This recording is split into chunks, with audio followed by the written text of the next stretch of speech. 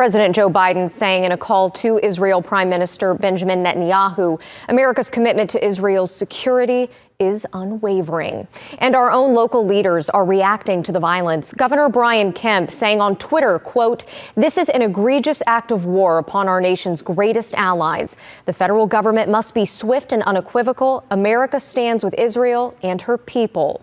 And Senator Rafael saying, quote, "I'm deeply saddened and alarmed by this morning's news out of Israel. We must condemn terrorism in all its forms, praying for the victims of this disturbing violence and that peace may prevail."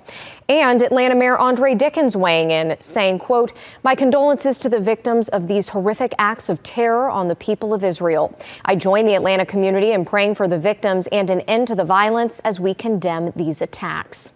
Meanwhile, a group is planning to meet in front of the Atlanta Israeli consulate tomorrow afternoon to rally in support of Palestine.